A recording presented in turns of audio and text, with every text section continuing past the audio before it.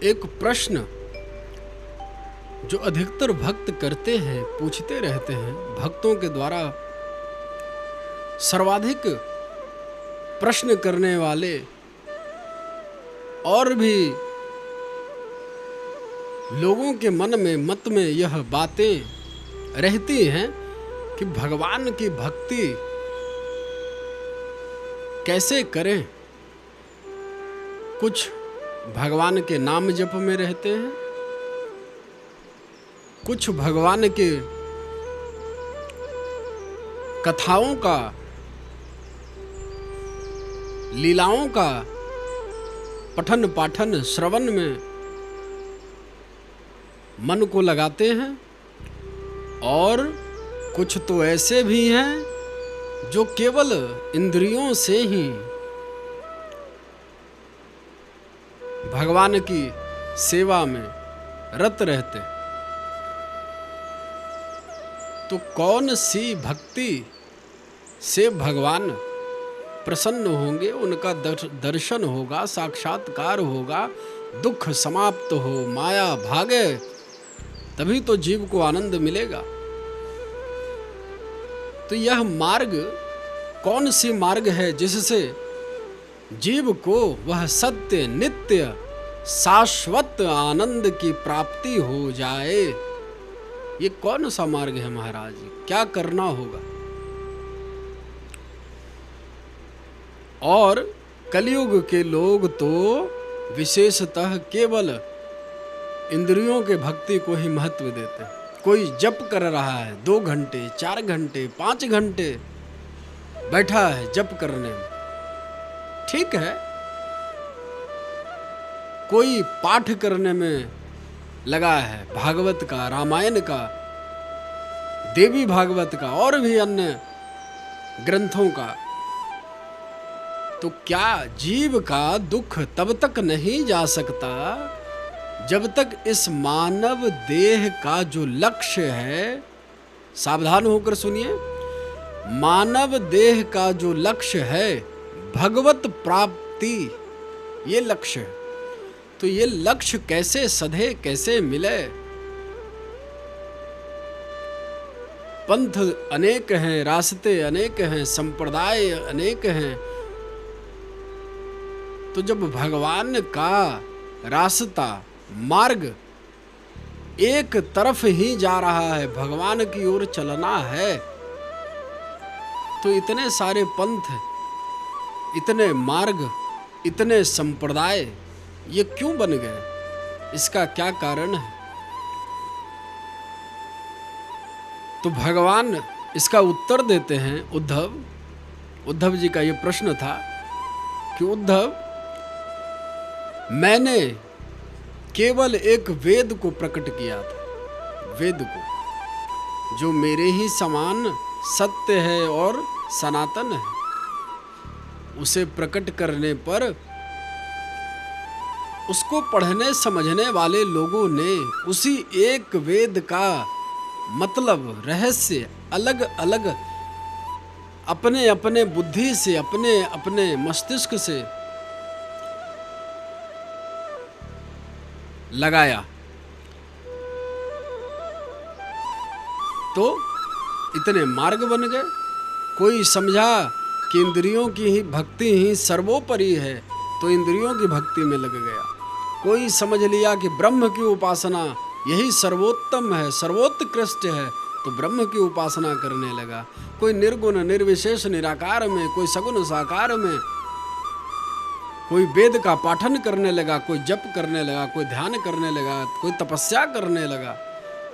इस प्रकार मेरे इसी वेद का अलग अलग मतलब अपने बुद्धि के अनुसार सबने लगाया, और सबने अपने मत के अनुसार बुद्धि लगाकर मुझे प्राप्त करने का मार्ग प्रशस्त बना दिया। तो जो जिस मार्ग का गामी हो गया, जो निर्गुण मार्ग का परिचायक हो गया, तो निर्गुणवादी भर गए। उसके जितने शिष्य के शिष्य सब निर्गुण को मानने वाले, सब ब्रह्म को मानने वाले हो गए।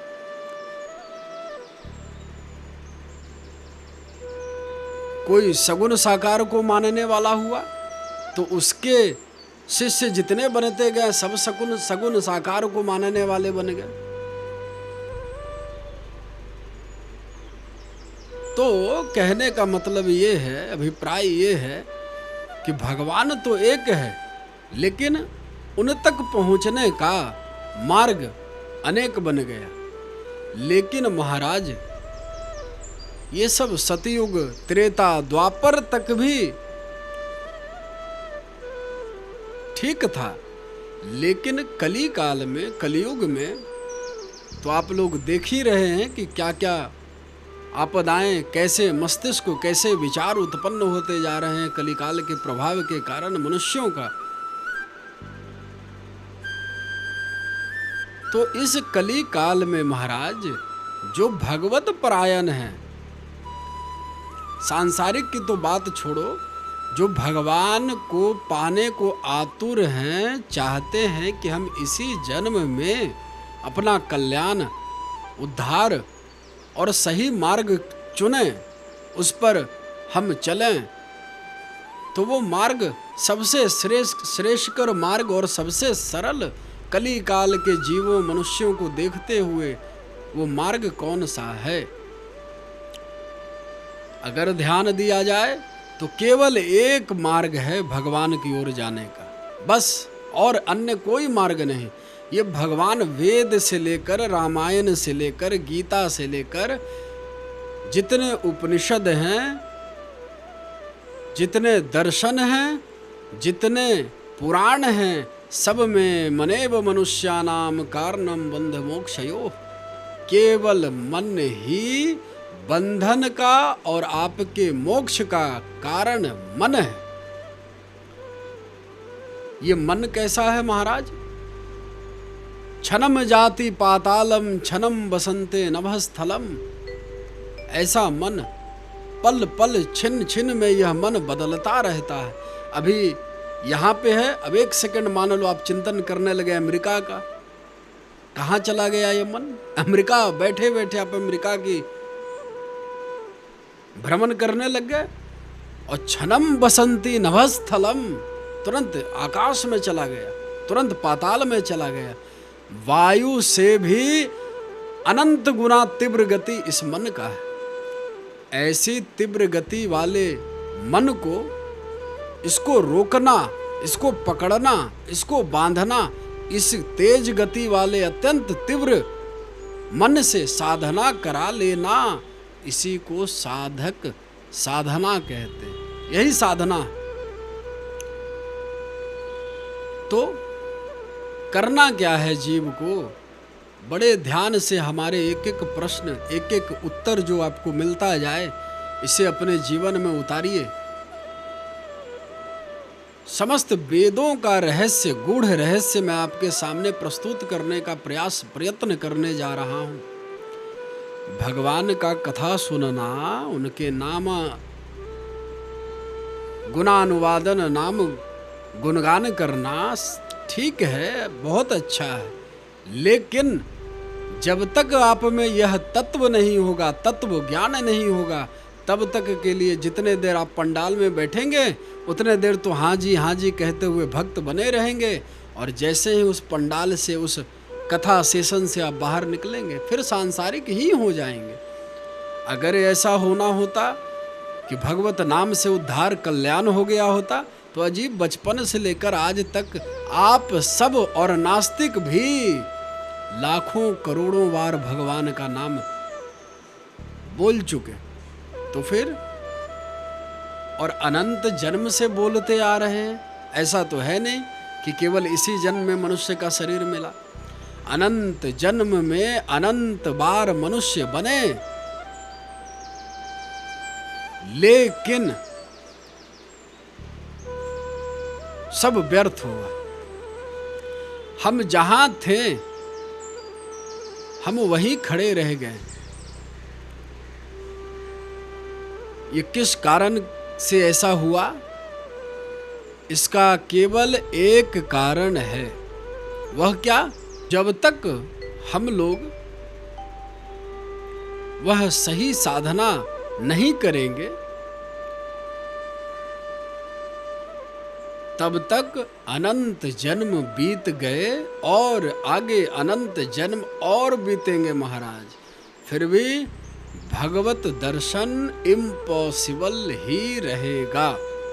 इसका कारण क्या है महाराज? भगवान का दर्शन क्यों नहीं हो सकता जीव को?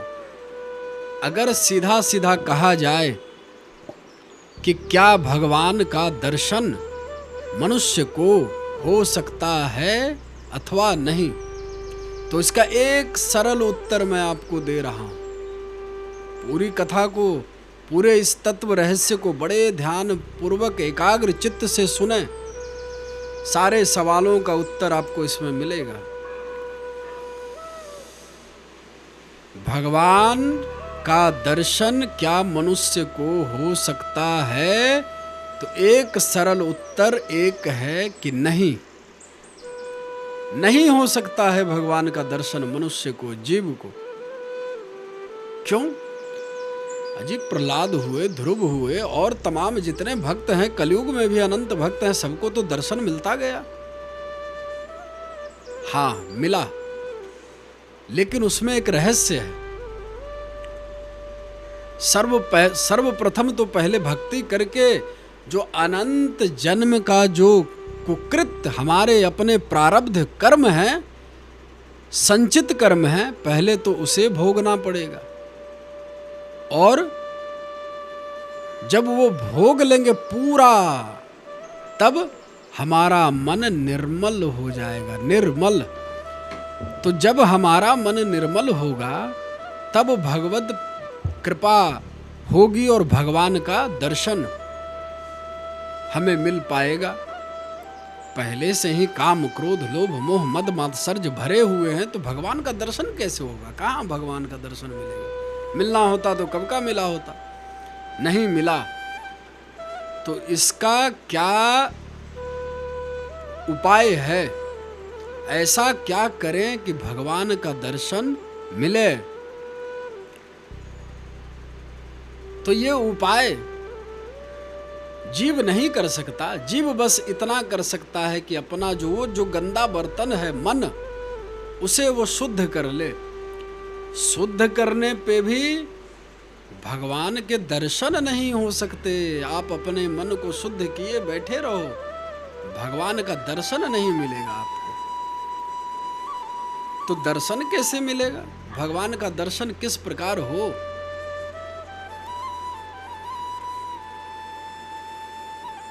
वो क्या नियम है, क्या विधि है जो हम फॉलो करके, स्वीकार करके, मान के भगवान का हम दर्शन प्राप्त कर सकें?